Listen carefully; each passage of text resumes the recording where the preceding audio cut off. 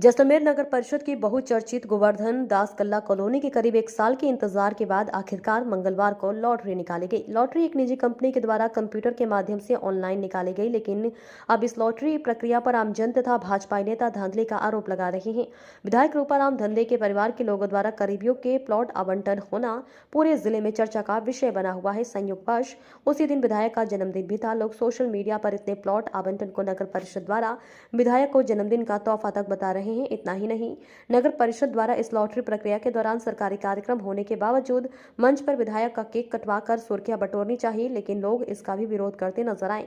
हालांकि नगर परिषद आयुक्त लजपाल सिंह सोढ़ा का कहना है कि लॉटरी प्रक्रिया में किसी भी प्रकार की धांधली नहीं हुई है। लॉटरी में पूरी पारदर्शिता बरती गई है।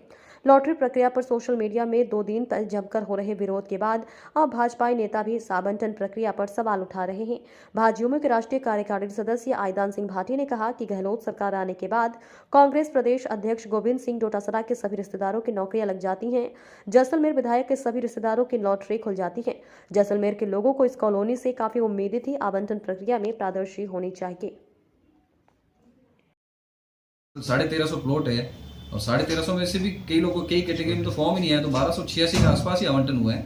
तो ये कोई इस तरीके की बात नहीं है। अगर ऐसा है तो दरवाजे कोर्ट के इन सब के खुले हुए हैं, जांच करा सकते हैं, इसमें कोई दिक्कत नहीं है। बाकी सॉफ्टवेयर बिल्कुल क्लीन है, इसमें कोई दिक्कत नहीं। कल वहाँ नेट की जरूर इंटरनेट की थोड़ी देर के लिए आई थी, पर नेट की कनेक्टिविटी से कोई इसमें सॉफ्टवेयर में कोई फर्क पड़ने जैसा चांसेस नहीं है। बिल्कुल पारदर्शी तरीके से हुई है और इसमें कोई दिक्कत नहीं। ये सॉफ्टवेयर डेवलप किस कंपनी द्वारा? ई कनेक्ट का है और ई कनेक्ट बड़ी रिनोन कंपनी है। इसने पहले भी खूब जगह करा रखी है। नगर परिषद जैसलमेर की ही सरदार पटेल कॉलोनी की करा रखी है, इसी ने कराई थी 2018 में। और जो नगर परिषद की सारी लॉ ये जो नीलामियां हो रही है वो भी इसी के सॉफ्टवेयर के तहत हो रही है। यूआईटी के भी वो हुई, अपने लॉटरी हुई, वो भी इसी सॉफ्टवेयर के तहत हुई। इस सॉफ्टवेयर के साथ पासवर्ड और आईडी किन अधिकारी? पासवर्ड तो एक ही अधिकारी के पास रहता है, आईडी पासवर्ड, और उसी से उससे कोई अंदर सॉफ्टवेयर में घुस नहीं सकते, केवल लॉटरी कर सकते हैं उससे। और लॉटरी हुई है उसी के लिए पासवर्ड सॉफ्टवेयर बनता है। तो ये फालतू की जो अफवाहें उड़ रही है बिल्कुल गलत है। और आईडी और पासवर्ड केवल लॉटरी खोलने के लिए और डेमो करने के लिए खुद बनते हैं। इसमें कोई सॉफ्टवेयर के अंदर घुसने के लिए कोई परमिशन नहीं मिलती है, सॉफ्टवेयर कंपनी का होता है। तो लॉटरी से पहले इसमें कोई लॉगिन हुआ था? नहीं, लॉटरी से पहले हो ही नहीं सकता लॉगिन। जब वो हुआ डेमो आप लोगों के सामने हुआ है। कोई सरकारी एजेंसी थी या गैर सरकारी एजेंसी? सरकारी एम्पेनल्ड एजेंसी है, जिसकी के तहत सरकार तो कोई ऐसा सॉफ्टवेयर बनाती नहीं है, कंपनी बनाती है, सरकार से एम्पेनल्ड होती है, फिर नगर परिषद नगर पालिका इससे लॉटरी करती है, नीलामियां करती है। इसमें जैसे किसी लोगों ने 40-90 के लिए जो 18 लाख श्रेणी, देखो ये पॉलिसी नहीं आवेदन किए और अभी हम प्रोविजनल लेटर निकालेंगे, उनके ओरिजिनल डॉक्यूमेंट लेंगे। ओरिजिनल डॉक्यूमेंट्स अगर मिलान हुआ तो ठीक, अगर कोई ओरिजिनल डॉक्यूमेंट नहीं दे पाता है तो उसके खारिज भी करें। ओरिजिनल डॉक्यूमेंट में क्या क्या डॉक्यूमेंट? वो सारी कैटेगरी दे रखी है साइट पे, आप साइट पे ये सारी, ठीक है। अगर किसी ने एक ही परिवार से एक परिवार की इनकम मानी जाती है, उस इनकम एक परिवार का क्या मतलब है? एक राशन कार्ड में एक यूनिट होती है, अगर हस्बैंड और वाइफ दोनों के नाम का है तो उस पर हम विधि संगत राय लेंगे और हस्बैंड और वाइफ में से एक का ही होगा। न्यायालय में मामला भी चल रहा था, न्यायालय से हमको बिल्कुल परमिशन मिली है। न्यायालय ने ये कहा है कि आप इसको ये रखें कि जो हाईकोर्ट में, सुप्रीम कोर्ट से हमको डिसीजन ये मिला है कि आप हाईकोर्ट में जो रेट याचिका आपकी विचाराधीन है उसके निर्णय के अधीन आप लॉटरी कर सकते हैं। तो हमने निर्णय के अधीन लॉटरी कर ली।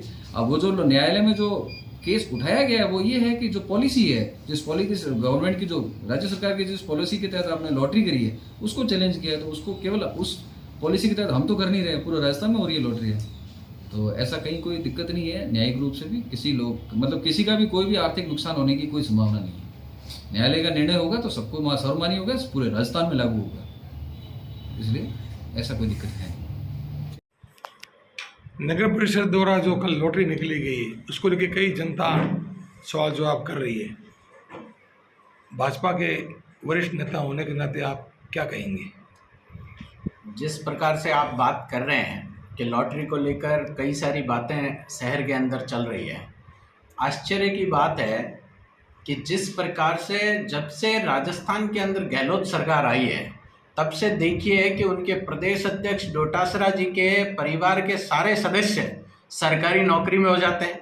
उसी प्रकार से इस लॉटरी में भी ऐसा खेल देखा गया कि यहाँ के जो सत्ताधारी जनप्रतिनिधि हैं उन जनप्रतिनिधियों के परिवार की लॉटरी लग गई और सारे प्लॉट उनको मिल गए। उसी के साथ में उनके करीबियों को प्लॉट का अवसर मिला, जिस प्रकार से लोगों में इस चीज़ को लेकर चर्चा है वो शोचनीय विषय है सभी के लिए कि ऐसा ही क्यों हुआ। और तो मैंने ये भी सुना है कि न्यायालय में भी प्रकरण अभी तक लंबित है। तो जब न्यायालय में प्रकरण लंबित है तो प्रशासन को और जनप्रतिनिधियों को ये सोचना चाहिए कि जैसलमेर की जनता के साथ कहीं छलावा तो नहीं हो रहा है। जिनको लॉटरी में प्लॉट मिले वो बधाई के पात्र हैं, लेकिन उसके साथ साथ में मैं ये भी कहना चाहूँगा कि बाकी सारे जो क्वेश्चंस पब्लिक में खड़े हैं उनका जवाब भी जनप्रतिनिधियों को देना चाहिए। पारदर्शिता से सारी चीज़ें होनी चाहिए। जैसलमेर के लोगों को इस कॉलोनी से बहुत उम्मीदें थी, तो मैं तो यही कहूँगा कि पूरी चीज़ें पारदर्शिता से, यदि पब्लिक क्वेश्चन कर रही है तो उसका जवाब भी यहाँ के जनप्रतिनिधियों को देना चाहिए।